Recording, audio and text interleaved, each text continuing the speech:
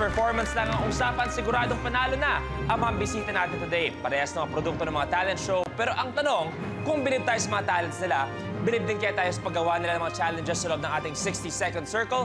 Ang unang grupo kapamilya, let's all welcome from the X Factor Philippines, Alan, Daddy Som, and KZ Tandinga, Team X Factor!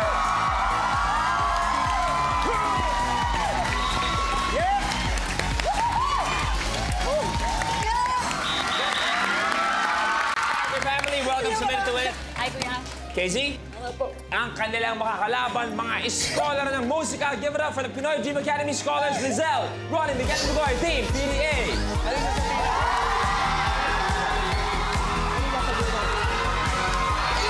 Aming PDA Scholars, welcome sa Minute to Win It. You are the second star dreamer, Bugoy Drilon. Nung pumasok ko sa PDA, marami ako natutunan because natuto ako kung paano makipaghalubilo sa maraming tao. Natuto ako kung paano mas ma-improve pa yung talent ko. So, it's a big help talaga sa akin nung pagsali ko sa PDA.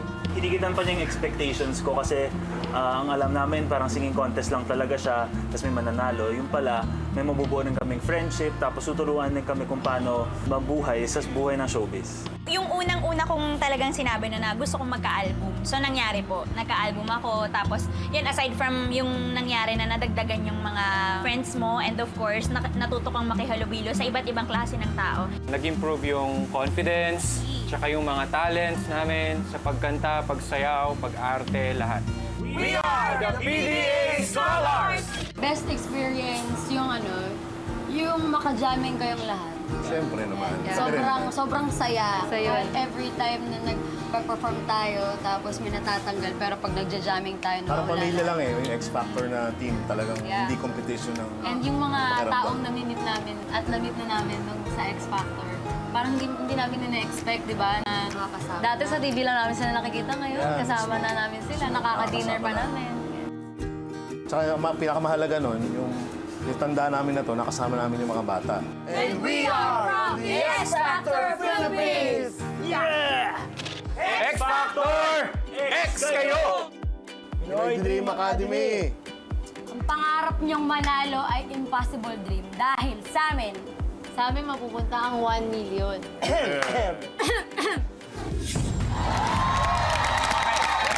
Pakita natin for PDA, medyo ibang pinagdaanan nyo. You were confined in a small place, di ba? Yes. Total, everything. How would you describe the whole PDA experience? Para siyang school kasi marami kaming natutunan din eh. Yeah. It's an academy kaya ayun, singing contest siya at the same time, tinuturuan na kami ng teachers. Hindi lang inuubog yun ng talento, kundi iniubog din yung pagkatao kung paano ko makipaghalubilo sa kapwa mo tao. Kumbaga yung total package talaga. Total ang package ayos na nila. maging isang mabuting tao. Well, exacto. Safe to say that PDA was the perfect stepping stone para sa inyong mga pangarap at passion sa buhay. Yes. Sa ating mga X Factor contestants, do you think may advantage ang pagiging part ng X Factor per se compared sa PDA? Do you think na you got the better end of the spectrum? Actually, siguro yung pressure namin medyo Nakatulong mas eh, matindi. yung stress. No, kasi every week talagang tanggalan ng tanggalan, dalawa ng dalawa.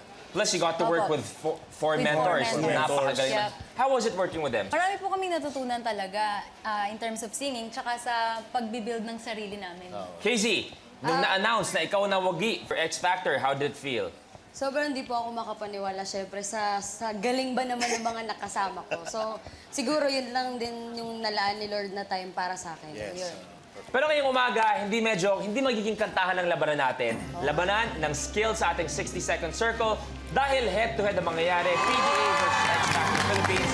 Pero kailangan simulan sa first challenge, which is worth 5,000 pesos. Both teams ready? Yes. Ready. Ready? Scholars? X Factor? Ready. First challenge, blueprint. Dental Cap. Libo-libong sipilyo ang nabebenta kada taon. Pero dito sa loob ng 60-second circle, dalawa lang ang kailangan para manalo ka ng pera. Sa challenge na ito, gagamit ang contestant ng baseball cap para sungkitin ang sipilyo. Kailangan niyang mailipat ang sipilyo mula sa isang lalagyan papunta sa isa pang lalagyan. Dalawang players ang maglalaro ng dental cap, relay type. May unang maglalaro, pagkabalik, tag, second player ang gagawa. Kung sinong unang dalawang makagawa, will get 5,000 pesos. Okay?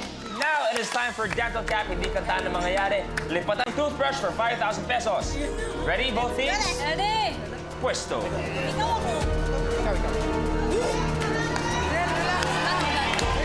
Giselle, Ronnie, Alan, and Casey, you have a minute. Begins in 3, 2, 1.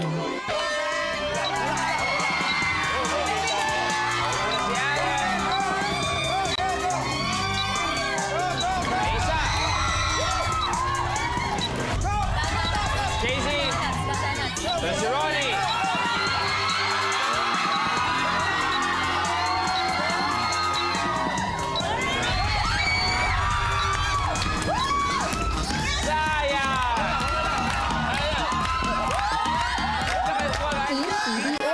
Nauna ka!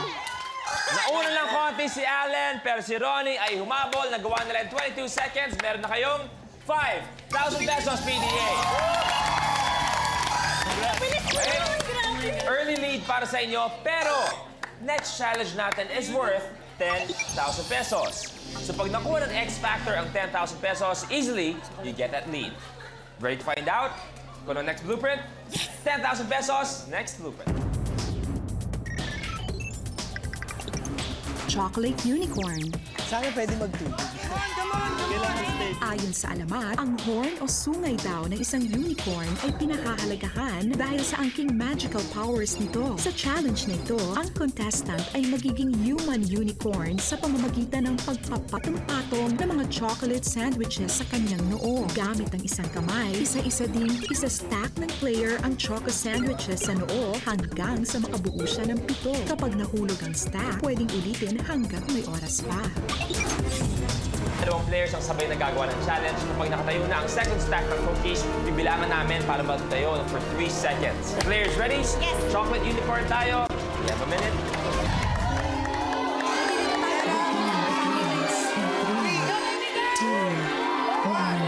Go!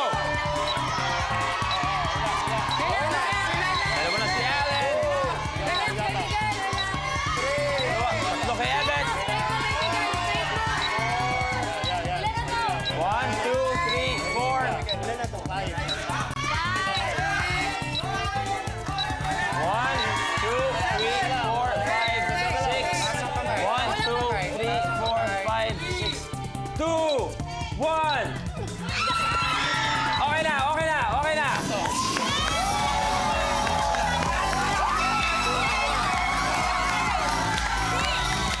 Team X Factor. Nauna ka. Medyo dikit ang labanan na gawa in 29 seconds. Mapupunta ang 10,000 sa X Factor Philippines. Para eto pa, dagdag bonus para sa X Factor bukod sa 10,000 pesos. Panoorin natin. Being an X-Factor contestant, di namin naasahan yung Daddy's Home na makapasok talaga dahil sobrang daming magagaling at sobrang daming bata, maganda. Kaya medyo talagang hindi namin na-expect na hanggang final sumabot kami. Yung auditions, ang daming mga giritera, mga magaganda, Yeah. matatangkad, mapuputi, mahaba ang buhok. Buhok, yeah. Sabi namin, tara, umuwi na tayo, parang wala nang pag-asa dito. So hindi na po talaga namin na-expect na aabot kami kahit sa auditions or sa bootcamp.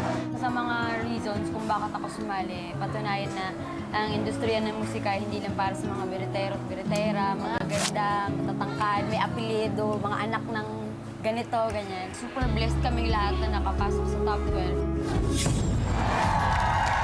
Okay, si Casey, pwede natin sabihin, Casey was on a mission. Sabi mo, you wanted to prove na it's not just for beautiful people, mga ganyan, yung mga may kinalaman sa showbiz, mga anak ni ganyan.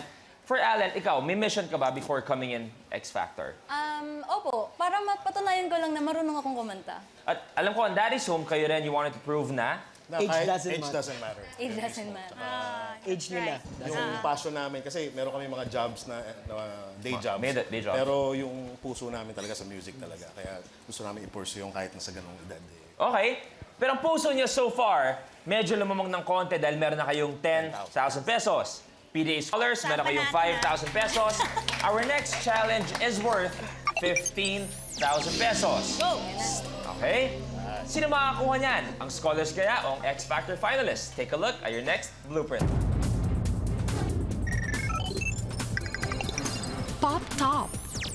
Basta... Sige, kaya yan. Ang hinlalaki ng tao ay binubuo ng maliliit na muscles. Pero ang mga muscles na ito ang nagbibigay abilidad para makahawak ng mga bagay, makapagsulat at makapag-flip ng tansan. Sa challenge na ito, isa-isang pipitikin ng contestant ang mga tansan na nasa dulo ng mesa gamit ang kanyang hinlalaki. Kailangang ma-shoot ang mga tansan sa baso na nakapwesto sa gitna ng mesa. 6 ang kailangan, players, pwesto. Alright. Pop talk tayo. You have a minute.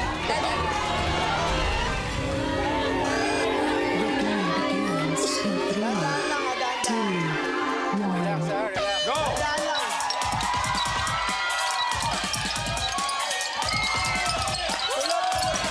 Isa na. Isa na rin. Dalawa. Tatlo na. PDA. Apat. Apat na PDA.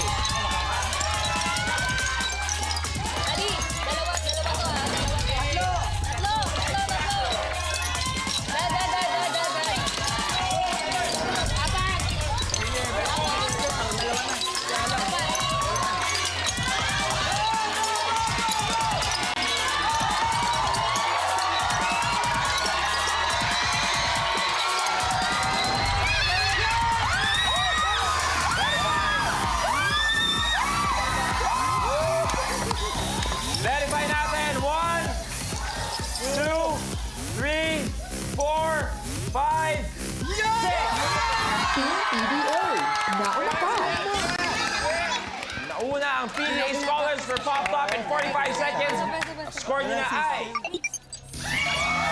20,000 pesos for PDA. X Factor, you have 10,000 pesos. Okay, 10,000 peso lead. However, our next challenge is... Pinag-uusapan nyo? Anong pinag-uusapan nyo?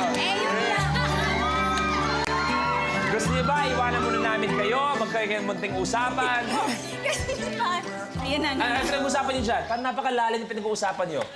Kami pa ni Bugoy, oh. Hindi kasi sabi... Ano yan? Sabi niya, pang-hospital na to. Lamang kayo ng 10,000 pesos. However, next challenge is worth 25,000 pesos. Casey, when I look at you, it seems like you don't have the confidence. Hindi, parang yung tingin mo kay Ali kasi parang dapat taas doon ka na kagad. You claim it na makakuha mo ang next challenge natin. Okay? Yes. Next challenge na tayo, PDA X Factor. Take a look at your next blueprint. Office tennis. Paano na kayong dalawa yan? Sa team game na ito, gamit ang clipboard bilang raketa, kailangan pagpasa-pasahan ng players ang crumpled paper at ma-shoot ito sa basket na nasa kabilang dulo ng stage. Kapag pinatalbog ito ng 2 beses o nagtagalang crumpled paper sa clipboard, sorry na lang, you're fired. Isa lang ang kailangan ma-shoot sa basket na nakikita niyo sa dulo ng ating stage. This challenge is worth 25,000 pesos. Okay? Office tennis na tayo. Players, pwesto tayo. Guys! Oh my God, dati pala yun. Tandaan nyo, isa lang ang kailangan gawin for office tennis. You know all the reminders. You know it's for 25,000 pesos. And you know you have a minute to win it. Good luck, players.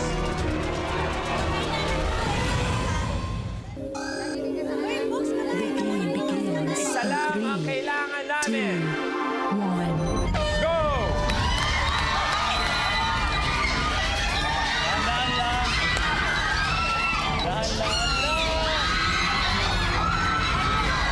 Bawal double tap, bawal pagulungin.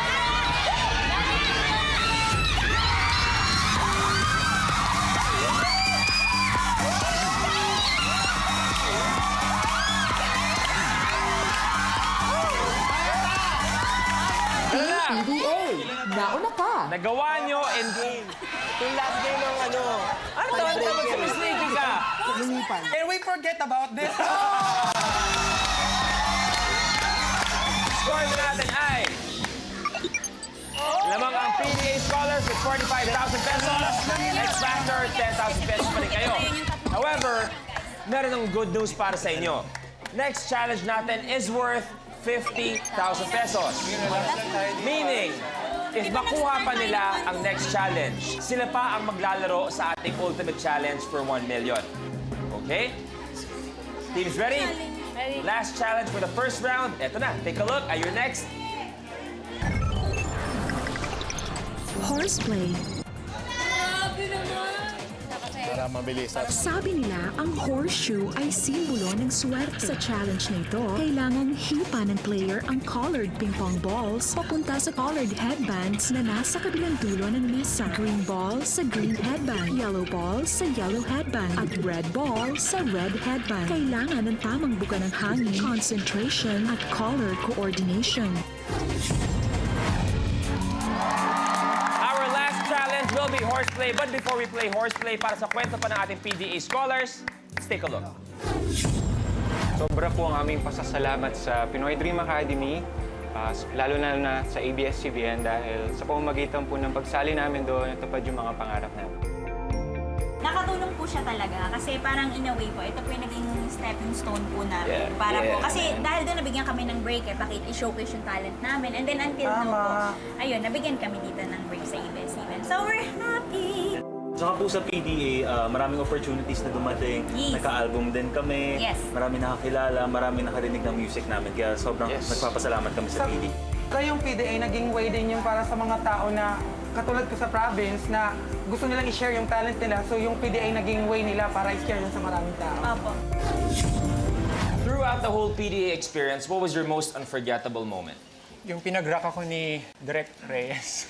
Pinarap? Rock. Pinarok? Rock. Okay. Kasi more on ballad yung kinakanta ko din. Pinag-rock niya ako. So, I was expecting na ma-nominate ako for Expulsion, pero hindi. So, passing score. 81, I think. Bugoy, may nagpapakamusta sa iyong kalabaw. Kamusta na raw? Wala, patay na po, pero yung anak niya buhay pa. Ikaw, Bugoy, most memorable experience. Oh, nagpadala ng kanyang suporta. Andyan siya. Bugoy, Yes. pinaka-memorable experience mo sa PDA. Siguro yung nag-audition ako. Kasi po, hindi talaga ako nag-audition. Tapos yun, nilakasan ko loob ko So wait, mag-audition. if hindi ka talaga nag-audition, what made you decide to audition for PDA? Of course, yung family ko po. Pero nakakanta naman po ako sa school intramurals. Lizelle? Ako po syempre yung unang-unang pag-apa ko ng PDA, yung talagang bahay ni Kuya. And yung isang hindi ko makalimutan, yung first time ko na pwede palang gawin na straight yung hair ko. Kasi super kulit ako, plinansya nila. So yun yung na-amaze ako talaga nun. Kasi sabi ko, oh my God, paano nila ginawa yun? Parang ganun, yun ang hindi ko makalimutan. First time mo nangyari. Okay. Pero scholars and X Factor contestants, eto na nga yung sinasabi ko kanina. Next challenge natin is worth 50,000 pesos. So X Factor, if you get this challenge, that means you'll be playing for 1 million pesos. PDA, if you get this challenge, idadagdag pa ang 50,000 sa meron na kayong 45,000 pesos.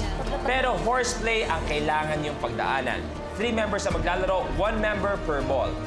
Okay? Maaari na magsimula ang next player kapag na-shoot na ang ball sa corresponding headband. So sino ang tatlong maglalaro for X Factor? PDA, sino? Players, magsisimula tayo sa pinakamababa, which is color blue. Ready for 50,000 pesos. Players, you have a minute to win it. Good luck. Kuya, masyadong galingan.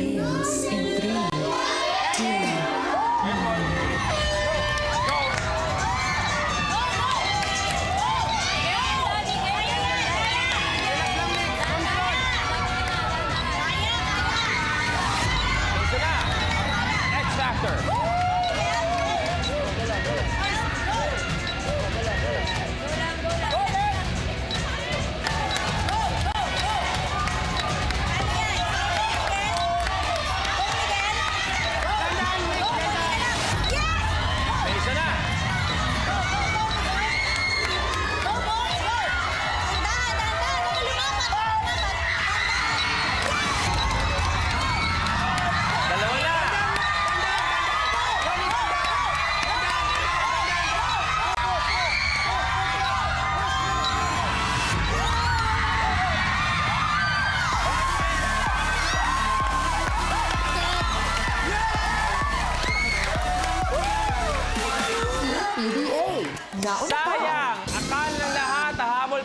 X Factor, pero nakagawa ay ang PDA Scholars. Ang final score natin ay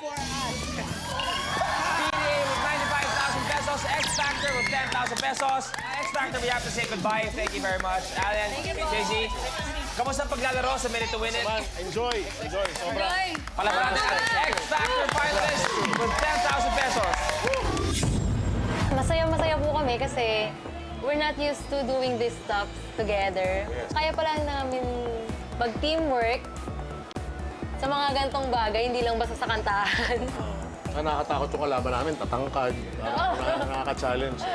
Pero hindi kami nawala ng pag-asa. Hanggang huli, talagang lumabang kami, kaya yun nga lang. Mas maganda sana kung kami nanalo, mga underdog. Pero talaga Okay, para sa ating PDA Scholars, meron na kayong 95,000 pesos.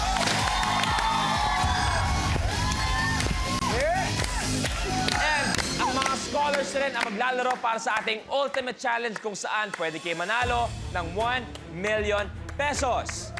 Pero para sa ating Ultimate Challenge, nandiyan pa rin ang time limit nating 1 minute. Pero meron tayong kakaibang money tree. Lahat kayo ang maglalaro ng ating Ultimate Challenge. Pag isa lang nakagawa, dagdag 100,000 pesos. Pag dalawa makagawa ng Ultimate Challenge, dagdag 250,000 pesos. Pag 3 out of 4 tayo, dagdag 500,000 pesos. Pag kayong apat na nakagawa ng Ultimate Challenge, you get to take home 1 million pesos. Pag kayong apat nakagawa. Pero ano nga ba ang Ultimate Challenge natin? Ready, PDA? Take a look at your blueprint.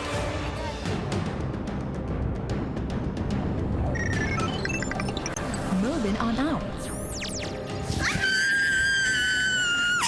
Sa challenge na ito, magsisimula ang contestant na may hawak na stack of 39 blue cups at isang red cup sa dulo ng stack. Susubukan ang bilis at focus niya dahil kailangang mapunta ang red cup sa itaas sa pamamagitan ng paglipat ng mga nasa tuktok na cups papunta sa ilalim gamit ang salita na kamay. Uulitin ito ng 39 times hanggang sa mapunta ang red cup sa original position nito sa dulo ng stack.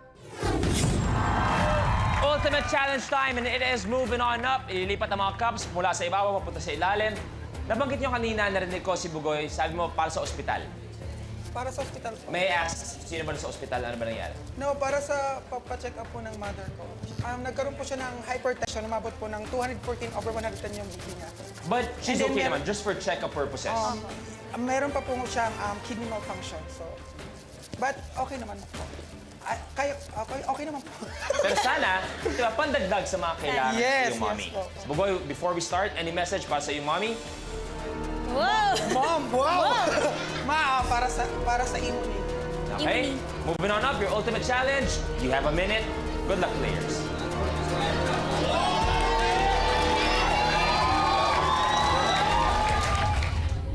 The game begins in 3, 2, 1. Alternate hands.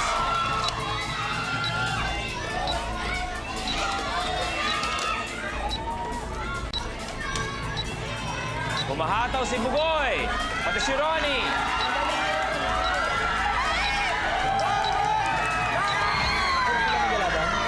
Sa taas ilalagay. Si Ronnie at saka si Lizelle halfway. Si Migs, lapit na rin. Paano magdala? Pag isa lang, plus 250 lang. 30 seconds. Malapit na si Lizelle, Ronnie, and Miguel. 20. 15. Lapit na si Ronnie. 10.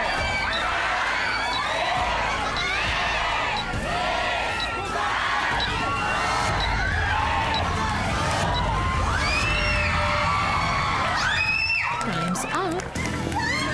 Naubos ang oras natin, hindi mo nakuha ang 1 million. Dalawa ang nakakuha ng Ultimate Challenge, so dagdag 250,000 pesos. Okay? For a grand total, you're taking home 345,000 pesos para sa ating PDA Scholars. Thank you. Miguel, Ronnie, Bugoy, Lizelle, how was it playing Minute to Win It? How was this experience? Sobrang saya. Actually, kahit na ako medyo mukhang kulelat sa kaming apat, nag-enjoy ako. But still, may dagdag Yeah. pa kayo maiuwi. Ronnie? Iba yung experience dito pag pinapanood sa TV, nakakakaba na eh. Mas lalo ka pa palang kakabahan at lalo ka pang ma-excite lalo na pag... Bugoy, Lizelle? Masasabi ko lang, intense talaga. Intense talaga. Thank you very much. Mas nakakakaba. Ako, combination talaga ng excitement, kaba, at saka tuwa. Sobrang saya sa minute-to-minute. A round of applause for our PDA scholars taking 345,000 pesos. Thank you very much.